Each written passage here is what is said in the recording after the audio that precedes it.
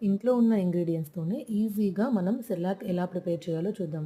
ఏంటండి పిచ్చేమన్నా పట్టిందా? బయట మార్కెట్‌లో అన్ని ఫ్లేవర్స్ దొరుకుతున్నాయి గదా! మరి కొత్తగా ఇంట్లో ప్రిపేర్ చేయడం ఏంటి అని అనుకుంటున్నారా?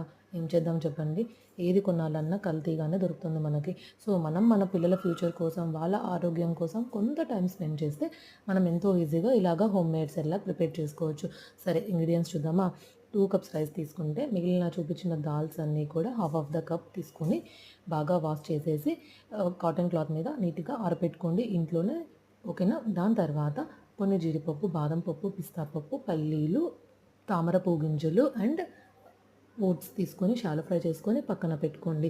తర్వాత ముందుగా ఆరబెట్టుకున్న ఆ దాల్ అన్నీ తీసుకొని ఒకసారి షాలో ఫ్రై చేసుకొని చల్లారేదాకా పక్కన పెట్టుకోండి.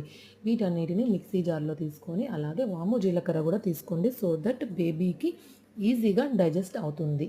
ఇవన్నీ బాగా ఫైన్ పౌడర్ చేసుకొని మనం ఎయిర్ టైట్ కంటైనర్ జార్‌లో పెట్టుకుంటే minimum at least 1 month to 2 months use చేసుకోవచ్చు. కానీ ఫస్ట్ టైం చేసే వాళ్ళైతే ఎక్కువ క్వాంటిటీతో అస్సలు చేయకండి. కాస్త కాస్త ప్రిపేర్ చేసుకోండి. కొంచెం ఓపిక చేసుకోండి. Okay. So, please subscribe to my channel.